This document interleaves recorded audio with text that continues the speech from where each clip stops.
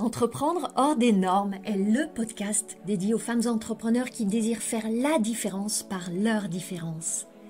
Je suis Anne-Valérie Raucourt. Depuis 2010, j'accompagne les femmes originales et ambitieuses qui veulent se créer une vie riche et libre par la voie de l'entrepreneuriat.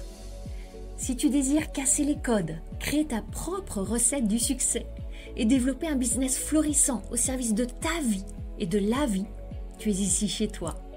Dans le podcast Entreprendre hors des normes, je te dévoile, avec authenticité, profondeur et humour, des stratégies audacieuses, des approches mindset décalées et parfois même une vision perchée pour que ton business soit ton espace d'expansion. Ici, on célèbre ensemble la puissance des femmes qui osent assumer leur singularité, exprimer leur plein potentiel et laisser leur empreinte.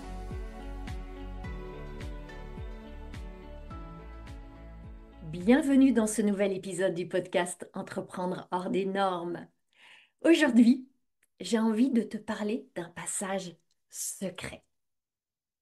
Un passage que bien peu d'entrepreneurs osent vraiment emprunter. Et un passage dont on parle très peu aussi. Quand tu es entrepreneur, que tu veux créer de la croissance, on te dit souvent qu'il faut être plus efficace, plus productive, plus organisé, créer des systèmes, des process. Tout ça, ça parle d'efficience. Le problème de l'efficience, c'est qu'elle a bien des vertus, on est d'accord, mais elle a un problème, un piège majeur. C'est qu'elle ne te mène pas au prochain niveau qui, lui, est absolument nécessaire. Et ce prochain niveau, c'est l'excellence. C'est ce dont je veux te parler dans cet épisode, ce passage de l'efficience à l'excellence. Et c'est ce passage qui distingue une entrepreneur performante d'une entrepreneur véritablement iconique. C'est ce qui distingue celles qui vont réussir correctement et celles qui vont créer ce que j'appelle un succès hors des normes. Et tu le sais, ici, on est dans cet environnement hors des normes. C'est la raison pour laquelle j'ai envie, dans cet épisode, de t'emmener avec moi, explorer cette différence entre l'efficience et l'excellence et pourquoi c'est ça le passage secret par lequel peut-être tu n'es pas encore passé et tu vas pouvoir t'engager. Parce que l'efficience, elle est utile à un certain stade, peut-être qu'elle t'a mené jusqu'ici, mais c'est justement ce qui va te bloquer pour aller à ton prochain niveau. Et tu vas voir dans cet épisode comment aller incarner ton excellence. Et je te rassure, il ne s'agira pas d'aller ajouter des choses, mais plutôt de retirer. L'efficience, si je veux résumer, elle parle de faire, tandis que l'excellence, elle parle d'être. Quand tu vois chacun de tes sauts, de tes paliers et niveaux et bons d'évolution, c'est à chaque fois un saut identitaire. Pourquoi est-ce qu'on se retient souvent de faire des sauts identitaires? Parce qu'on a ce que j'ai presque envie d'appeler des pulsions. Ces pulsions qui sont comme des envies irrépressibles de réaffirmer notre identité actuelle, donc l'identité passée. Celle que l'on croit être, parce que c'est celle que l'on a toujours été. On croit même que c'est notre ADN, notre empreinte génétique. C'est juste moi, je suis comme ça. Alors que c'est le plus souvent tout simplement une habitude, une attitude mentale qui a été répétée et répétée, jusqu'à ce qu'on l'endosse comme une identité. Et c'est ça, intrinsèquement, profondément, qui est à changer. C'est aussi ça le passage auquel je veux t'inviter là dans cet épisode. Commençons par voir ce que c'est que l'efficience. Souvent, on la confond avec l'efficacité. L'efficacité, c'est quoi? C'est cette capacité à atteindre un but donné sans considérer les moyens qu'on va engager, sans considérer le chemin qu'on va emprunter. Si je prends l'exemple d'un médicament contre la fièvre, s'il fait baisser la température, il est efficace. Est-ce qu'il est efficient?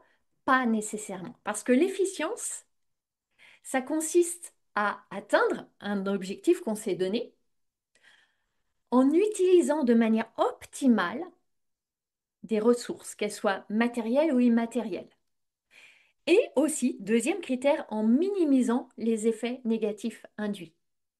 Donc, notre médicament pour faire baisser la fièvre, il va être efficient s'il a utilisé le moins possible de ressources dans sa fabrication et de ressources dans le corps humain, et qu'il aura le moins d'effets négatifs quand tu vas prendre ce médicament. Donc, si tu n'as pas d'effet secondaire, qu'il y a eu une bonne utilisation des ressources, tu es dans l'efficience. Efficience thérapeutique et efficience de production. Maintenant, à outrance, l'efficience, ça devient quoi? Ça devient une obsession d'optimisation. Tu veux faire mieux, faire plus vite, produire davantage en moins de temps. Ça, c'est le côté obscur de la force de l'efficience. L'efficience, elle est utile, absolument. Mais quand tu la pousses à l'extrême, tu commences à percevoir combien ça devient un piège. L'efficience, elle te garde toujours dans la même course, dans le même sillon. Tu vas courir sans doute plus vite, mais toujours sur la même piste, avec la même technique de course, sur la même distance. Tu reproduis le passé et tu le projettes dans le futur. Tu vas gagner quelques secondes, mais tu ne vas pas gagner des minutes. Tu ne vas pas changer de terrain de jeu.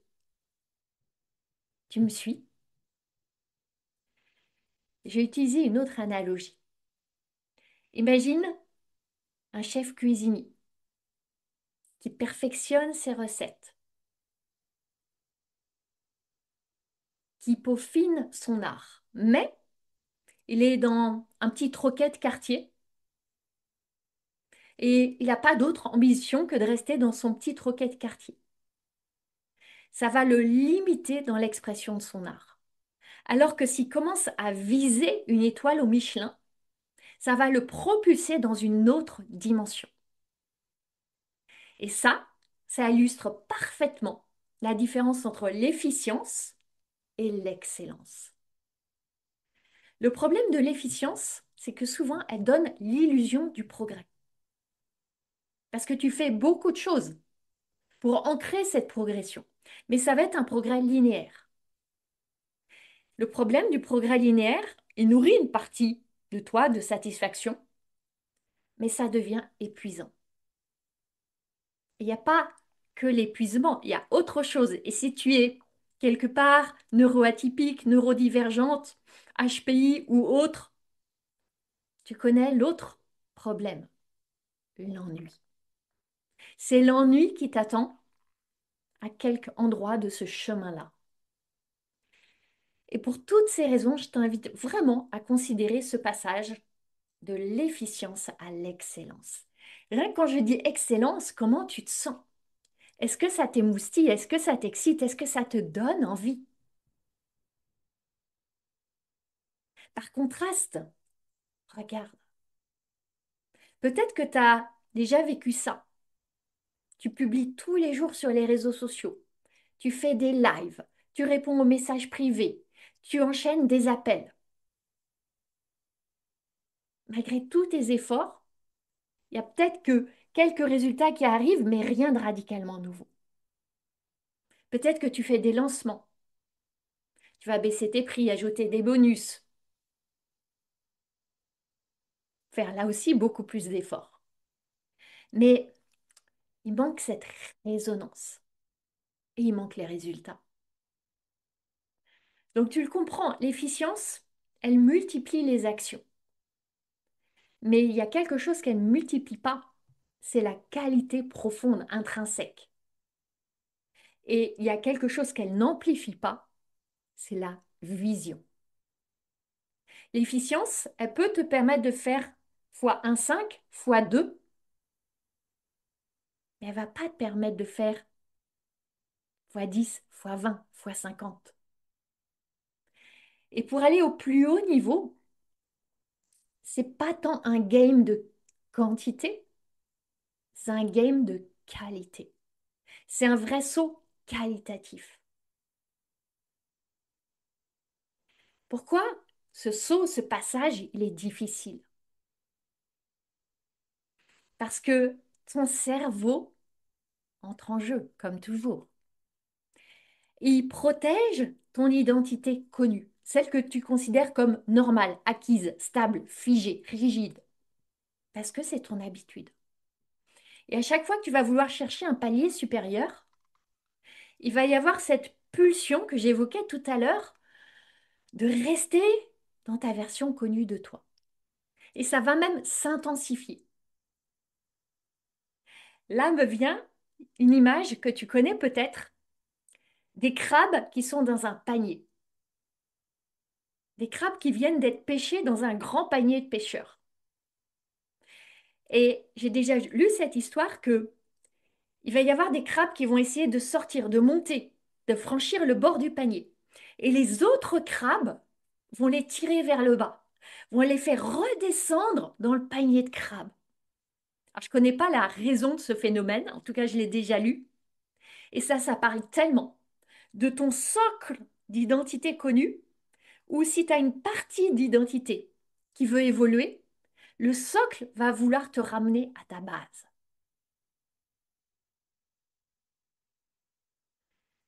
Et plus tu t'approches de ce saut, de cette évolution, de cette révolution, plus la pulsion identitaire de revenir à ta base va être forte.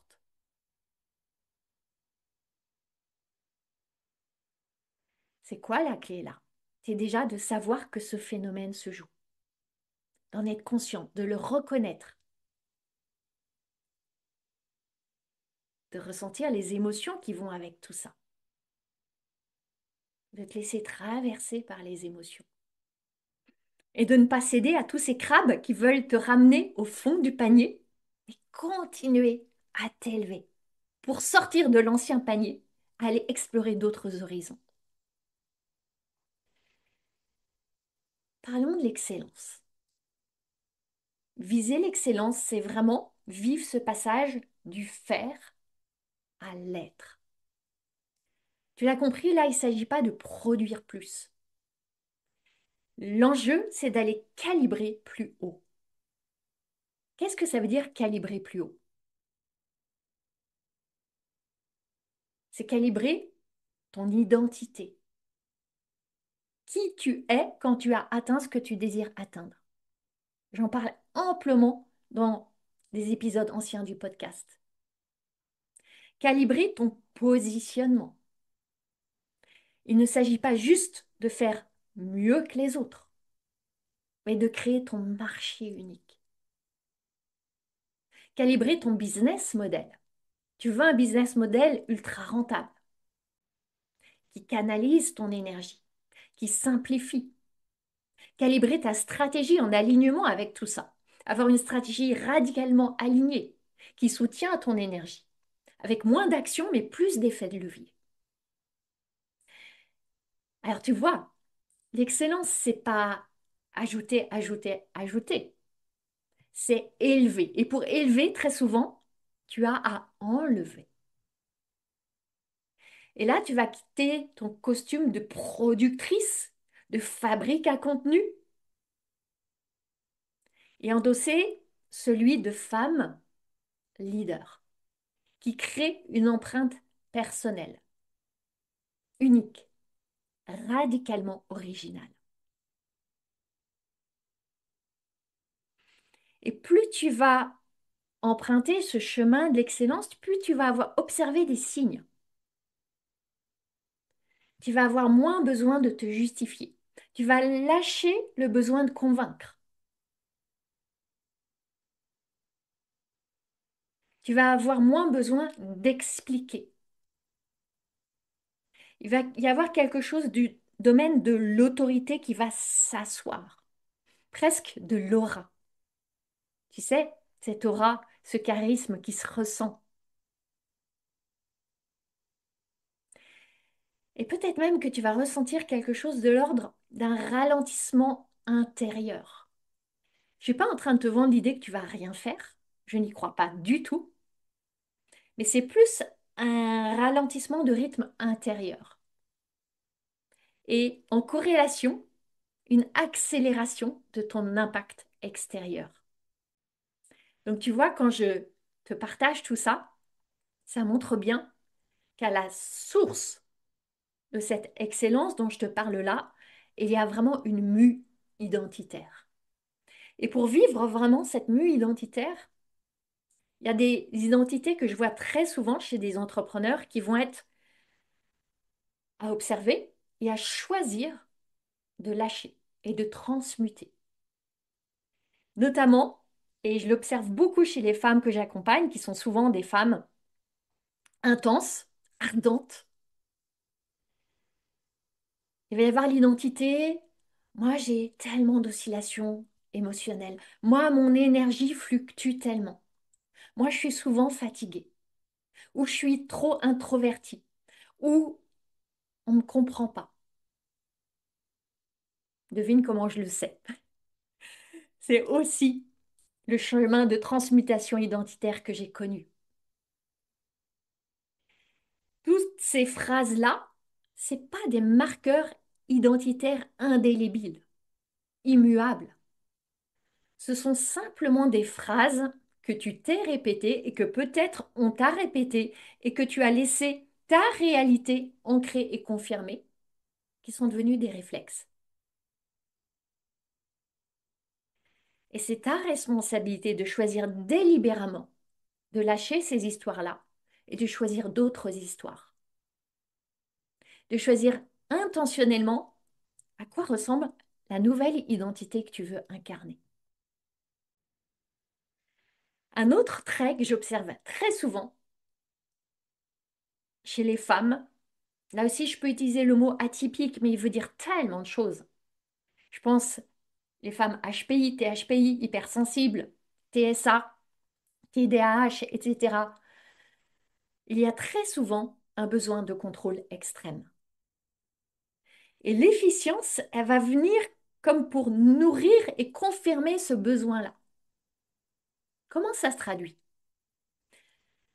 Si tu es dans ce besoin de contrôle, en tant qu'entrepreneur, qui vise l'efficience, tu vas être ultra perfectionniste sur tout ce que tu produis, sur tes contenus, sur tes posts, sur tes pitchs, sur tes messages. Tu vas suivre des scripts. Tu vas vouloir toujours optimiser tes process, affiner, raffiner, peaufiner.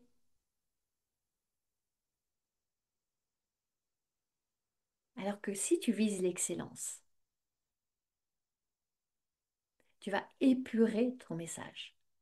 Tu vas prendre le temps de te connecter à ton intention, à ton émotion, à qui tu sers. Tu vas revenir à cet état de service. Tu vas calibrer sur cette clarté, sur cette limpidité. Quand tu cherches l'efficience, ça va souvent avoir un impact sur tes prix. Tu vas vouloir baisser tes prix pour accélérer les ventes. Tu vas multiplier les lancements. Quand tu vises l'excellence, au contraire, tu vas simplifier, resserrer tes offres, viser des prix plus élevés. Écouter en profondeur tes clients. Observer les nuances, ciseler tes mots, faire dans la dentelle. Tu vas plus chercher à fabriquer quelque part ton autorité. Tu vas incarner cette excellence. Tu vas pratiquer ton art. Et ça va nécessiter tout ce travail identitaire en toile de fond. Si tu continues à te dire, ah, moi j'ai trop d'oscillations dans mon énergie, je suis tout le temps fatiguée, tu vas pas pouvoir aller vers cette excellence. Tu as vraiment à lâcher des compulsions pour aller vers cette précision, pour aller récupérer l'énergie, pour choisir d'en régénérer.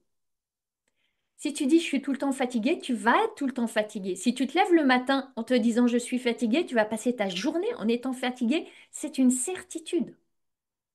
Et si c'était juste une habitude verbale, une habitude de pensée, une histoire qui tourne dans ta tête, observe, laisse filer, choisis autre chose, récupère de l'énergie, vise ton excellence.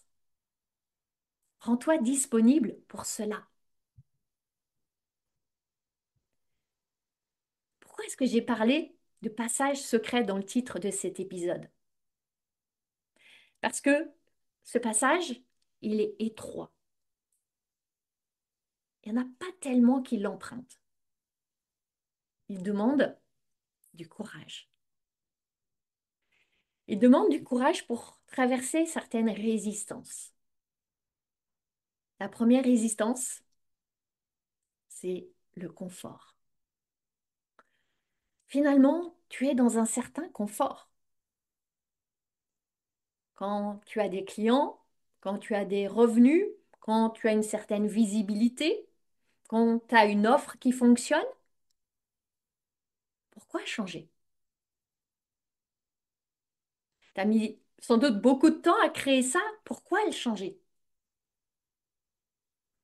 Moi, j'ai une réponse. Parce que tu t'ennuies. Parce que ça manque de vie, ça manque de vibration, ça manque de vivance, comme j'aime dire. Et tu le sais très bien que ce confort, il est inconfortable. Ce confort, il vient avec un prix à payer, l'ennui. Et si tu es comme moi, tu détestes l'ennui. Tu choisis la vie, tu veux l'intensité. La deuxième résistance, c'est une peur que je vois chez tellement de femmes. La peur de paraître arrogante, de paraître prétentieuse. Parce que quand tu vas viser l'excellence, ça va exiger de toi que tu montres ton autorité, que tu sois fier de tes succès, que tu exhibes tes médailles, la beauté de ton parcours, la valeur de ce que tu offres, tes résultats, tes diplômes. Et je vois beaucoup de femmes qui résistent à ça.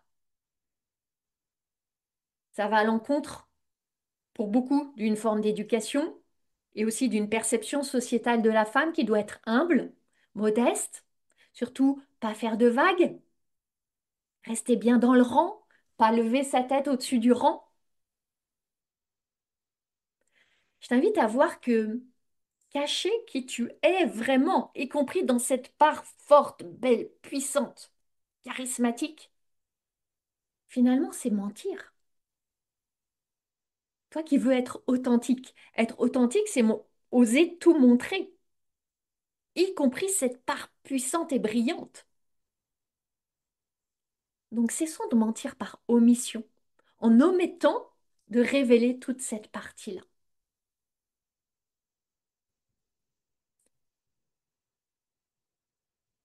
Une troisième résistance que j'ai envie d'évoquer, c'est une forme d'addiction, une forme de dépendance, la dépendance à l'intensité. Oh, je la connais bien.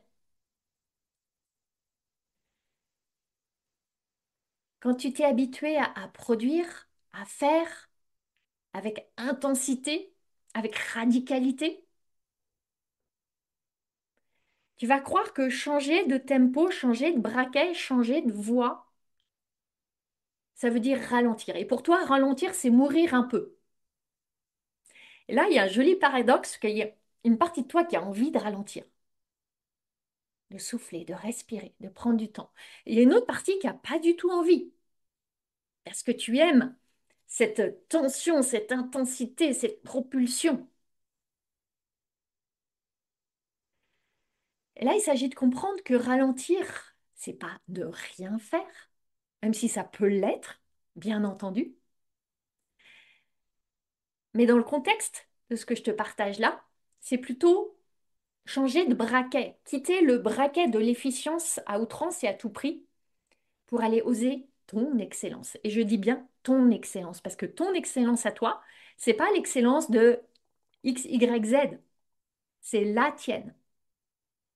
Elle a des nuances, des couleurs très particulières. Ce choix de l'excellence, il est plein de paradoxes. C'est peut-être ralentir pour accélérer. C'est peut-être montrer moins pour attiser davantage de désir.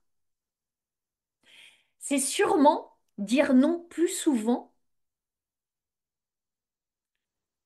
pour créer plus d'espace pour des oui affirmés.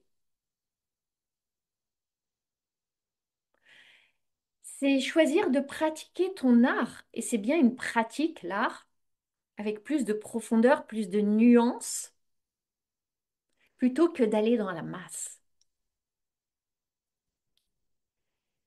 Et très souvent, ce qui retient beaucoup de femmes, c'est la peur de perdre.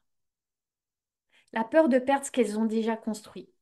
La peur de perdre des résultats déjà acquis. La peur de perdre un système qu'elles ont mis du temps et beaucoup de travail et d'efforts à construire. La peur de perdre toutes ces identités. Et le grand switch, là, c'est vraiment de se calibrer sur qu'est-ce que je vais gagner. Et pour se calibrer sur qu'est-ce que je vais gagner, ça commence par se demander qu'est-ce que je veux gagner. On en revient toujours à l'importance du désir comme moteur de motivation premier. J'ai évoqué là 3 résistances. Je veux en ajouter une 4e qui est quelque part le fil d'or de cet épisode. Et c'est la plus subtile. C'est croire que cette identité que tu as là, c'est ton identité, que c'est ta personnalité. Point final. Que toi, tu es une personne qui aime contrôler. Que toi, tu es une personne qui aime produire. Que toi, tu es une personne introvertie. Que toi, tu es une personne qui a peu d'énergie. Ces histoires, ces pensées, ces croyances, elles fichent ton identité et elles fichent tes résultats. Tu es en train de te mettre dans une prison. Ce que tu prends pour toi, c'est juste une collection d'histoires répétées sur toi.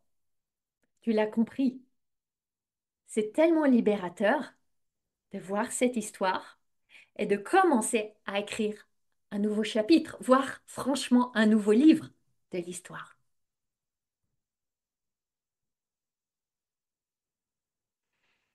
Maintenant, très concrètement, qu'est-ce que ça veut dire ce chemin d'excellence? Il y a fondamentalement ce chemin identitaire qui va se traduire dans des décisions ultra concrètes dans ton business. Des décisions ultra concrètes dans le champ de ton offre ou de tes offres. Choisir une promesse claire, un angle singulier, une expérience mémorable. Choisir une offre parce qu'elle vibre en toi. Faire le travail pour en percevoir la valeur, pour savoir faire percevoir la valeur. C'est ce que j'enseigne et que je fais vivre à mes clients dans Sacré Bise. Et dans le mastermind, on va en profondeur, on va dans les nuances, on raffine pour que ce soit pas juste quelque chose que mes clientes font, mais pour que ce soit quelque chose qu'elles sont. Le corollaire, c'est tes prix. Je vois tellement de femmes qui bradent leurs prix. Et c'est pas neutre, ça a plein d'implications. Tes prix, ils sont le reflet de l'excellence que tu choisis d'incarner. Quand tu décides d'élever tes prix, c'est pas pour gonfler ton ego, c'est même pas pour renflouer tes caisses, pour créer plus de croissance. C'est pour calibrer la valeur, pour envoyer un signal, pour positionner plus haut encore ton excellence. Et ce processus, il est aussi soutenu par cette autorité que tu choisis d'incarner. Comme j'ai évoqué tout à l'heure, lâcher la posture d'humilité, endosser, embrasser la posture de leader. Il y a cette fausse humilité qui dit que les gens devraient deviner par eux-mêmes. Ils devraient deviner par eux-mêmes à quel point tu es extraordinaire, à quel point tu as eu un beau parcours, à quel point tu as une expertise pointue, à quel point tu as des diplômes phénoménaux, à quel point tu as eu des succès. J'ai très longtemps été dans cette fausse humilité-là, de dire, ils devraient quand même savoir. Non, ils ne devraient pas savoir. C'est à toi de leur faire savoir. Les gens, il ne faut pas attendre qu'ils soient assez perspicaces pour voir, pour savoir, pour reconnaître. C'est à nous d'en parler clairement, régulièrement, avec impact, avec fierté. Il y a aussi l'émotion qui porte ça, qui est importante. D'assumer tes résultats, les rendre visibles, les célébrer, empaqueter tout ça d'enthousiasme, de fierté. On ne peut pas faire l'économie de ça dans le monde d'aujourd'hui. Une autre décision que tu as à prendre dans ton business, je vais passer très rapidement dessus. J'ai déjà offert plusieurs épisodes de podcast sur cette thématique. C'est simplifier. L'excellence demande de simplifier, d'élaguer, d'épurer, d'aller à l'essentiel. Une dernière décision dont je veux te parler, c'est la dernière, et c'est pas du tout la dernière en importance. C'est vraiment de sélectionner de manière plus fine, plus intentionnelle ton cercle d'influence.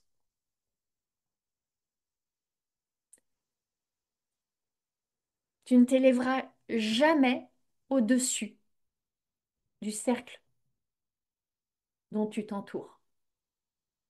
C'est essentiel de t'entourer de personnes, que ce soit des pairs, des partenaires, des mentors, des amis, qui vont te tirer vers le haut, qui vont croire en toi, qui vont voir les possibilités pour toi que tu ne vois pas encore. Ça, je l'ai vraiment compris en 2020. Ça faisait des années que j'étais engagée dans le coaching, que je développais mon activité sous différentes formes, que j'étais accompagnée en coaching individuel et ça a beaucoup de vertus. Mais c'est seulement quand en 2020, je suis rentrée dans mon premier mastermind que je me suis entourée de personnes qui réussissaient des choses phénoménales, qui me voyaient, qui me regardaient, qui m'envoyaient en miroir à la fois mes faiblesses, mes fragilités, ma vulnérabilité et en même temps mon potentiel, ma force, ma puissance. C'est à partir de 2020 que j'ai commencé à avoir une croissance phénoménale. Quand je me suis placée dans cet environnement de personnes qui m'élevaient, qui me soulevaient. Personne ne faisait le travail pour moi. Mais ça m'a mis en évidence quel travail j'avais encore à faire pour aller chercher ces résultats que je commençais à comprendre, à voir, à croire possible pour moi. Alors tu vois, il est là le passage secret.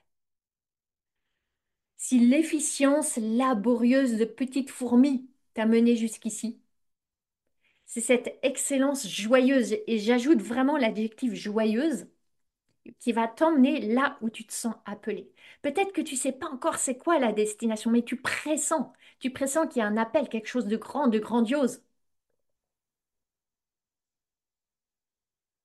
Si tu es de celles qui perçoivent ça, qui ont envie de prendre ce chemin, de viser leur excellence, de passer à un autre niveau radical, je prépare l'ouverture des portes d'un tout nouveau mastermind. C'est un espace sélectif pour les femmes qui veulent passer de la performance à outrance à leur excellence. de l'efficience laborieuse à la posture d'icône. Et ce mastermind, il a des spécificités. Je ne vais pas t'en parler là, c'est trop tôt, je reviendrai t'en parler. Mais une chose est évidente et importante, et je veux que tu le saches.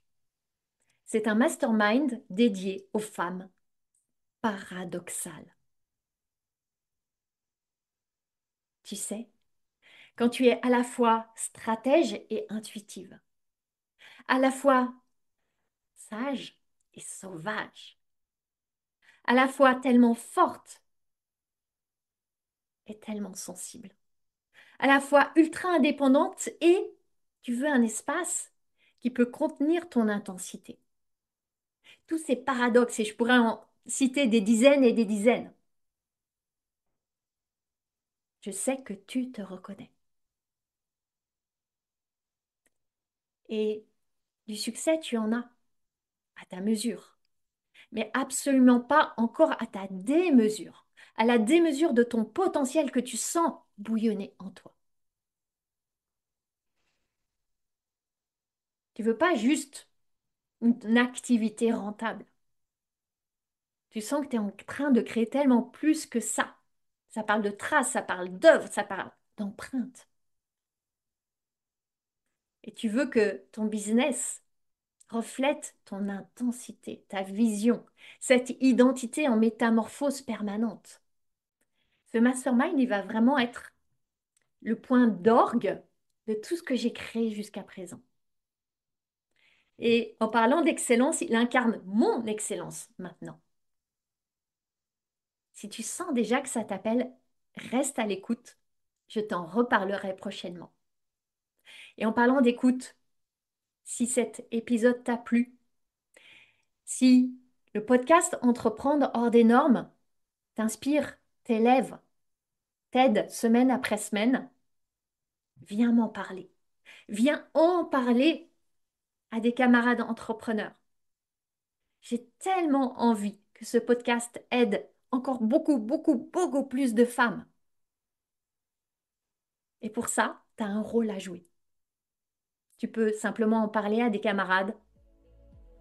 Tu peux le partager sur tes réseaux sociaux, faire une story, lui mettre une note, un commentaire sur ta plateforme d'écoute. Toutes ces petites actions vont faire des grandes rivières qui vont m'aider à aller toucher tellement plus de femmes. Donc, merci beaucoup et on se retrouve la semaine prochaine. Ma mission, c'est d'aider les femmes comme toi à se lâcher la bride pour lâcher les fauves. Si tu aimes ce podcast, tu vas adorer la formation que je t'offre. C'est le condensé de mon approche anticonformiste du business pour t'aider à accueillir tes prochains clients joyeusement. Reçois cette formation gratuitement en cliquant sur le lien dans les notes du podcast. Je jubile déjà en pensant à tout ce que tu vas réaliser.